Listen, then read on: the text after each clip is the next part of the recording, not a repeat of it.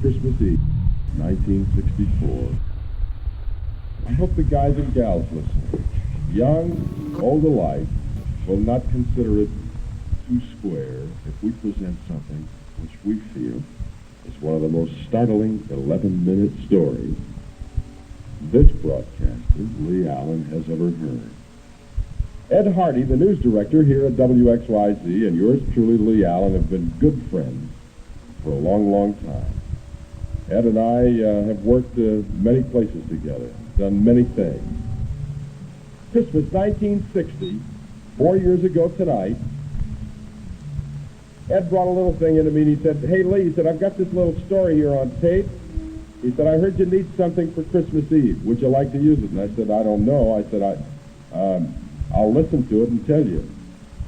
And once we heard the full and complete story, we are not ashamed to say that there were tears in the eyes. I don't know why. Did you ever cry at something beautiful before? Did you ever get a chill? Did you ever just sit and stare in amazement? It doesn't really make any difference what your faith is. When you hear it, you'll be amazed. You may be shocked. The storyteller is Captain, I have to get it right now, Navy Chaplain Captain Father Walter Mulder, who says this is a true story and says it can be verified, although he does not give the name of the soldier, the full name of the soldier in the story. For those of you who wrote in last year, over 5,000 of you, asking for printed copies of this, all we can do is say, we hope you enjoyed them, and thank you. This year, because of mailing problems, it's impossible to send that many copies out. So because of that, we're going to have the story now, and then we're going to have it in about an hour and 25 minutes from now, once again. So those of you who may have a tape recorder around the house, put it on again. You'll have another chance this evening. We will not have it on tomorrow night, only tonight. It's an amazing, shocking, fantastic story. So, for the 4th year in a row, it gives me the greatest amount of pleasure to kind of turn the lights down and sit back now and listen as Ed Hardy, for the 4th year in a row, introduces one of the most amazing stories for Christmas ever heard. Ed? Good evening, Lee, and Merry Christmas to everyone. No matter where Lee and I wind up through the years, we always seem to get together on Christmas Eve. This is a favorite Christmas story of mine, which Lee and I have presented over the years on radio here in Detroit. It's done by a Navy chaplain, Captain Father Walter Mulder, a Roman Catholic priest who has spent his life in the priesthood serving the needs of our servicemen in the armed forces around the world. In 1955, in San Diego, California, at the Marine Corps Recruit Depot, Father Mulder told this Christmas story to a theater filled with Marines. We recorded it at that time, and it was later broadcast to thousands of San Diegans in the area on a Christmas Eve special program.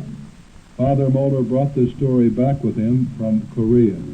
When he showed us the copy, we read it again, and looked up at the father somewhat unbelieving, but we never questioned it. Father Mulder said he had talked to the boy, and he had talked with the first sergeant, whom you're going to hear about in a moment, and he termed it one of his favorite Christmas stories. And it always has been one of ours down through the years. I think you will enjoy it, and it brings through a wonderful point on a Christmas Eve.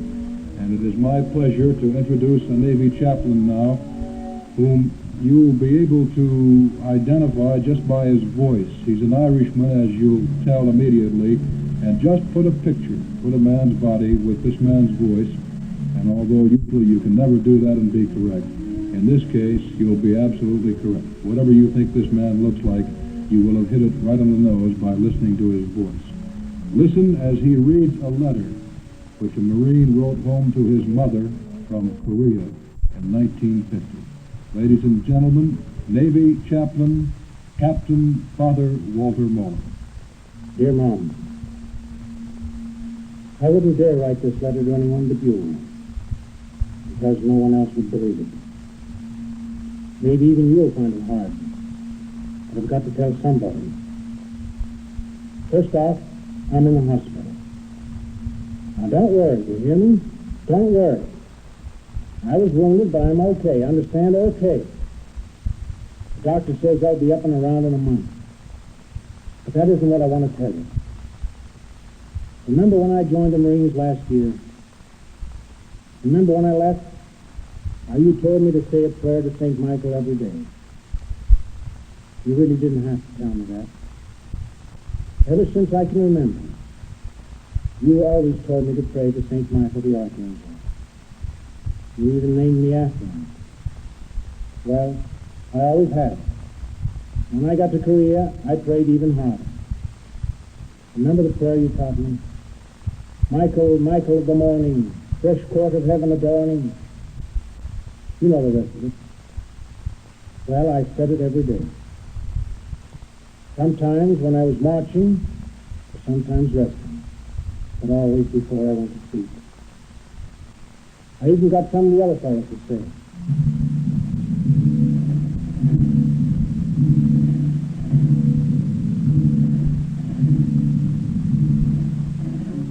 Well, one day I was with an advanced detail way up forward of the front line. We were scouting for the communists. I was plodding along in the bitter cold. My breath was like cigar smoke. I thought I knew every guy on the patrol. But alongside of me comes another Marine I'd never met before. He was bigger than any Marine I'd ever seen. He must have been 6'4" and built in proportion. It gave me a feeling of security to have such a buddy near.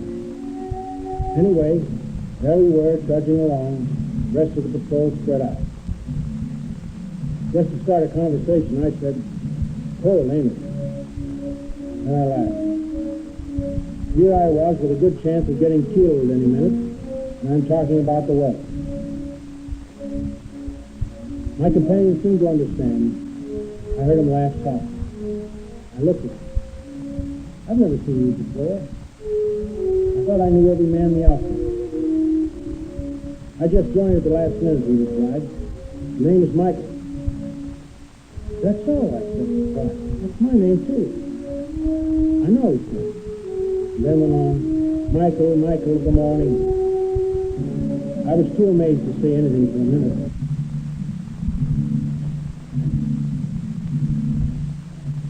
How did you know my name, the prayer that you had taught me? Then I smiled to myself. Every guy in the outfit knew about me. Hadn't I taught the prayer to anyone who would listen? Why, now and then they even referred to me as St. Michael. Neither of us spoke for a time. Then he broke the silence. We're going to have some trouble up ahead. He must have been in fine physical shape. Though he was breathing so lightly I couldn't see his breath. Mine poured out in a great cloud. There was no smile on his face now. Trouble ahead, I thought to myself. Over the commies all around us, that's no revelation. Snow began to fall in great thick blobs. In a brief moment, the whole countryside was blotted out, and I was marching in a white fog of wet, sticky particles. My companion disappeared. Michael! I shouted in southern alarm. I felt his hand in my arm. His voice was rich and soft. This was stop talking. His prophecy proved to be correct. In a few minutes, the snow stopped as abruptly as it had begun. The sun was a hard, shining disk. I looked back for the rest of the patrol. There was no one in sight. We had lost him in that heavy fall of snow. I looked ahead as we came over a little rise. Mom, my heart stopped. There were 7 of us. 7 commies in their padded pants and jackets and their funny hats. Only there wasn't anything funny about them now. 7 rifles ranged at us. Down, Michael, I screamed and hit the frozen earth.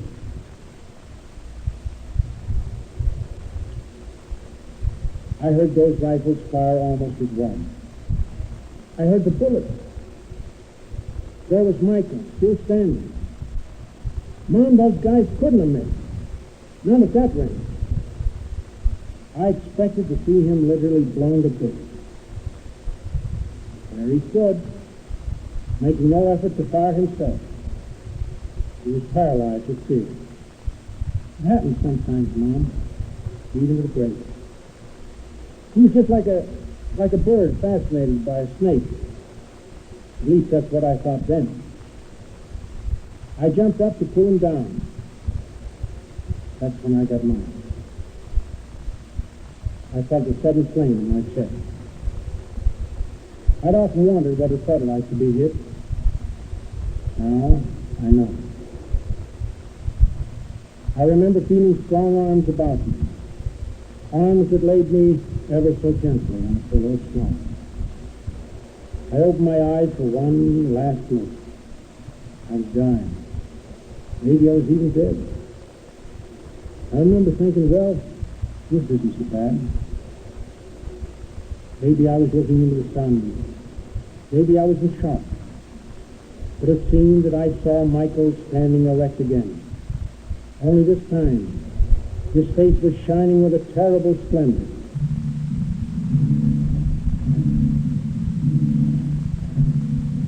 As I say, maybe it was the sun in my eyes, but he seemed to change as I watched him. He grew bigger. His arms stretched out wide. Maybe it was the snow falling again, but there was a brightness around him like the wings of an angel. In his hand was a sword that flashed with a million lights. Well, that's the last thing I remember, for the rest of the fellows came up and found me. I don't know how much time had passed. But now and then I had a moment's respite from the pain and fever. I remember telling them of the enemy just ahead. Where's Michael, I asked. I saw them look at one another. Where's who? Asked one. Michael. Michael, that big Marine I was walking with before the snow squall hit us. Kid, said the sergeant, you weren't walking with anyone. I had my eyes on you the whole time. You were getting too far out. I was just going to call you in when you disappeared in the snow. You looked at me curiously. How'd you do it, kid? How did I do what? I asked, half angry despite my wound. This man named Michael and I were just... Finally, said the sergeant kindly, I picked this out to myself. Just ain't another Michael in it. You're the only Mike in it. He paused for a minute. Just how'd you do it, kid? We heard shots. There hasn't been a shot fired from your rifle. And there isn't a bit of lead in them 7 bodies over the hill. What are you saying? What did I say? I could only look, open mouthed with amazement. It was then the sergeant spoke again. Kid, he said gently, every one of those 7 commies over there was killed by a sword stroke. Well, I can tell you, Mom. As I say, it may have been the sun in my eyes, it may have been the cold of the train, but that's what happened. Love.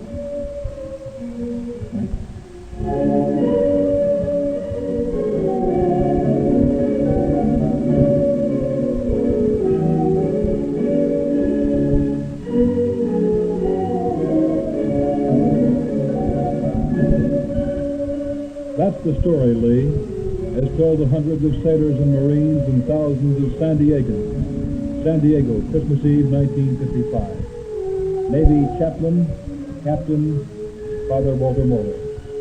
One of my favorite Christmas stories, Korea, 1950.